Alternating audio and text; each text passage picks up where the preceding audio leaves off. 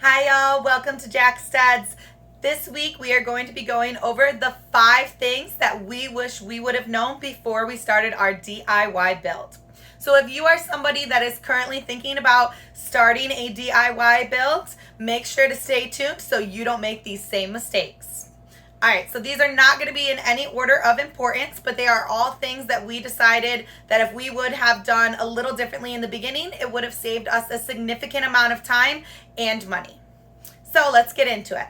Number 1, if you are building on a site that does not have any utilities, make sure you plan out where exactly on the property they are going to go before you start building. This does not mean that utilities need to be the first thing that you work on. Just know where they're going to be in relation to the house. It's important when you're building to know that prior because you can plan for them to be installed and know exactly where they're going to go. So for us, we did not do this. And when we poured the foundation, that meant we did not put in any of the piping or any of the holes that we were going to need in the foundation to go outside. So that means we had to spend a significant amount of time after the fact drilling those holes through the concrete. And yeah, it definitely would have been a time and money saver if we did not have to do that. Number 2, make sure that before you actually start your build, you come up with as detailed a timeline for your build as you possibly can. This is important because when it comes to coordinating contractors and building materials and supplies, a lot of things have lead time. Especially now with COVID, when it comes to manufacturing, there's extended lead times on lots of different products. So if you can get those quotes for the few contractors you plan on using or some of the big ticket items, make calls and figure out what the average timeline is, then you can factor that in at the beginning and then you will not fall behind when it comes to placing those orders. One example we do have of that is our kitchen stove. We did design our entire kitchen around a specific stove, and we did know that there was going to be some sort of lead time, but we were not anticipating what we just were told when we placed the order. We did just place the order about 3 months before we thought we were going to need the stove.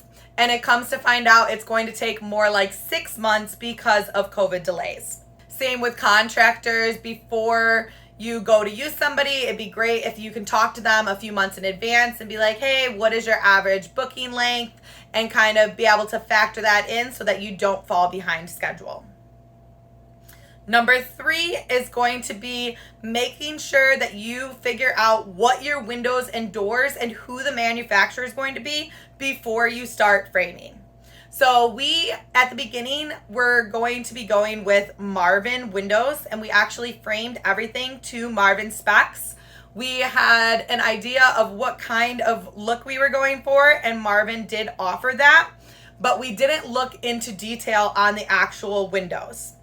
We got all the framing done and then we were like, oh, we should probably start thinking about windows. We went and talked to a sales representative and we found out that they do not offer the glass coating that we needed on the glass in order to have the solar gain that we wanted. We could add that, but it was going to be a significant price increase because it was a custom option. So that led us looking into other window manufacturers. We actually decided to go with an overseas manufacturer. They offered the specs on the glass without a custom price. And when we compared them to the Marvin prices, we were going to be paying a little bit more, but we were going to be getting a lot higher quality of window. So fortunately for us, that manufacturer does build to spec, so we did not need to reframe anything. But again, it gave us a 6-month lead time that we were not anticipating. So we actually ended up siding almost our entire house before we even have windows. And we currently still do not have windows because of this mistake. Number 4 is do a ton of research before you start building. If you are like us and you are an amateur and you do plan on adding passive features into your build, research up front is going to save you a lot of time. For us, when it came to the double-studded walls, that was not something that we were very familiar with, but it is something that Corey really wanted to implement into the build. And we did come up with a way that we thought was going to be the most efficient. After more research and after more time looking into things, we did find that there was definitely a better method, and we did try a different method when we built on our entryway, and it would have saved us a significant amount of time in the end. So if we would have done some more research up front, we definitely could have had our house closed in sooner and spent a lot less time building those walls. So research, spend all the time you need, figure out exactly what the method is that you're going to be doing, because it will significantly slow down your build if you have to stop and spend that time researching instead of actually working on the house. Making sure that you talk to as many people as possible, and if you have someone local that it has experience, that would be a huge benefit. All right, y'all, so number 5. Do not wait to do things because of the weather. So a lot of time, especially in the beginning of our build, we would plan our week based off what the weather was going to be.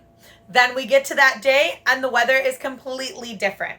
There were lots of times that we decided that a certain day wasn't going to be a good day to work on something just because it was supposed to be heavy snow or heavy rain.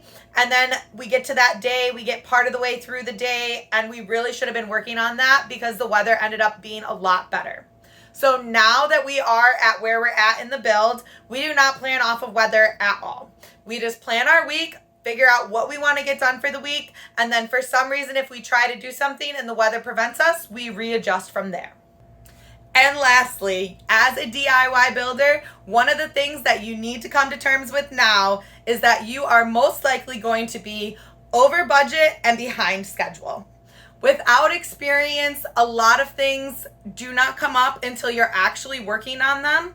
And they are things that when you created your budget, you were not necessarily taking into consideration. Certain hardwares, adhesives, and different materials that you didn't realize you needed until you actually went to work on that part of the project.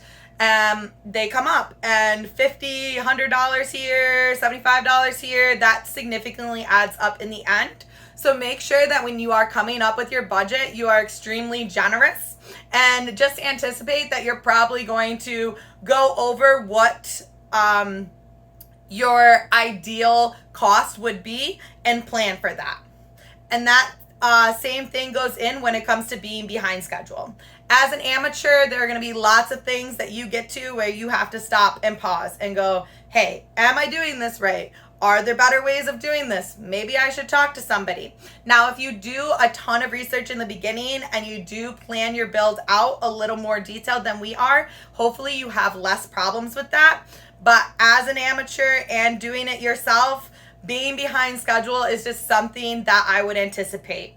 We had really high hopes of being in the house within 2 years, and we are well over the 2-year mark, and we are probably not going to be moving in until very late this year or early next year. And there's going to be a lot of things that are still not finished at that point.